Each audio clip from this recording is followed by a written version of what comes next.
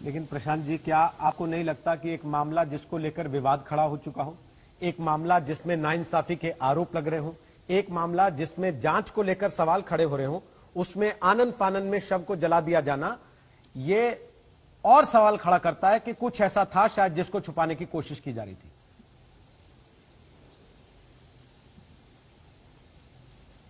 जो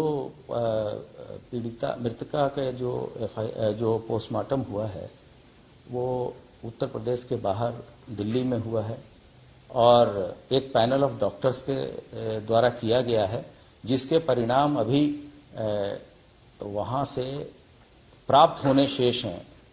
जो वो सील एनवेलप में कॉम्पिटेंट अथॉरिटी जो डिस्ट्रिक्ट एडमिनिस्ट्रेशन है उसके पास आएगा। तो बिना सभी चीज़ों को जाने अब ऐसा क्या चीज़ उसमें बच गया था, एएमयू के डॉक्टर्स ने उसका मुआयना किया है, उसके सारे जो इम्पोर्टेंट टेस्ट हैं वो एफएसएल फॉरेंसिक साइंस लेबोरेटरी में पेंडिंग है। तो ऐसा क्या चीज़ है जो कि मेडिकली और होना बाकी था। मैं ये भी आपसे कहना चाहूँगा, तो आप प्लीज़ मैं सभी से यही अनुरोध करूँगा कि एक दुर्भाग्यपूर्ण घटना हुई है और हमारी पूरी संवेदनाएं उस फैमिली के साथ है। इसमें जिस तरीके से 14 तारीख की घटना है, 14 तारीख को ही 9:30 बजे की घटना है और पीड़िता अपने भाई के साथ आकर 10:30 बजे थाने को सूचना देती है कि और वो भी एप्लीकेशन पीड़िता के भाई के स्वयं के हैंडराइटिंग में है। उस बेसिस पे 307 और SC/ST का मुकदमा दर्ज होता है और इलाज उसका लगातार बेहतर इलाज किया जाए, इसके लिए स्थानीय अस्पताल से जिला अस्पताल और जिला अस्पताल से पुलिस प्रशासन ने उसको एएमयू ट्रॉमा सेंटर भर्ती कराया। और पहली बार वो जब बोलने की स्थिति में आई तो उन्होंने पीड़िता ने एक गैंग रेप का आरोप लगाया और उसके बेसिस पे सभी अभियुक्तों को गिरफ्तार किया गया और उसको जो अनुदान राशि थी उसको भी तत्काल मुहैया कराया गया। और आगे जब अब उनकी दुखद मृत्यु हो गई है तो हम उसमें धारा 302 भी बढ़ा दिया गया है। तो जो इन्वेस्टिगेशन के स्टेप्स हैं उसमें किसी तरह की कोई अभी प्रथम दृष्टया कोई कमी नहीं नजर आ रही है। और जिस तरह से मेडिकल रिपोर्ट आएंगी और जो मेडिकल विशेषज्ञ कहेंगे और डॉक्टरों के पैनल ने जो इसकी पोस्टमार्टम किया है उसका जो परिणाम आएगा वो तत्समय हम लोग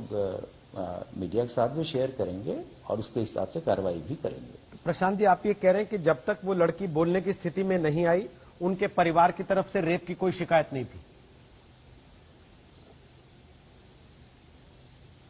ये मैं नहीं कह रहा हूं, ये तो पब्लिक डोमेन में है कि उनके भाई का स्वयं के हस्ताक्षर से स्वयं के हैंडराइटिंग में एप्लीकेशन आई है जिसके बेसिस पे एफआईआर दर्ज हुई थी। ये भी नहीं कि पुलिस ने अपने आप एफआईआर दर्ज कर ली हो। और जब वो पीड़िता ने स्वयं जब ये बात बताई 22 तारीख को पहली बार, ये घटना 14 तारीख की है और 22 तारीख को, और ये मैं नहीं कह रहा, ये एएमयू के जो डॉक्टर ने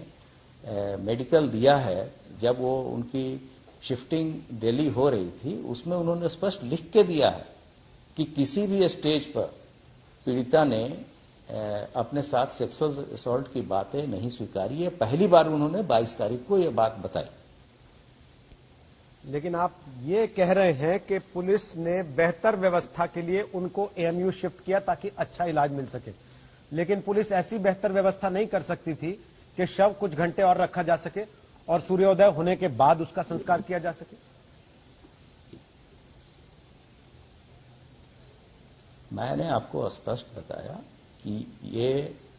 इसके बारे में जब एसआईटी अपनी जांच करेगी, वहां पे घर के परिवार के लोग मौजूद थे, उनकी उपस्थिति में और उनकी सहमति से ही हुआ है। ये हो सकता है कि घर के सारे लोग, महिलाएं हो सकता है उससे इत्तेफाक न रखती हूं, लेकिन घर में जो बुजुर्ग लोग रहते हैं वो सामाजिक दृष्टिकोण से भी शव को खराब नहीं होने देना चाहते। तो सामाजिक मूल्यों का और जो गांव की परिपाटी है उसका भी लोग ध्यान रखते हैं और हो सकता है कि उनके इसी कारण से हुआ हो, कुछ लोगों को अब नाइत्तेफाकी हो रही हो। जैसे आपने देखा होगा बहुत सारे लोग बहुत तरह की कहानियां पब्लिक चैनल पर कर रहे हैं, साहब ऐसे हुआ वैसे हुआ, पुलिस ने नहीं लिखा, पुलिस ने धाराएं बार बार चेंज की।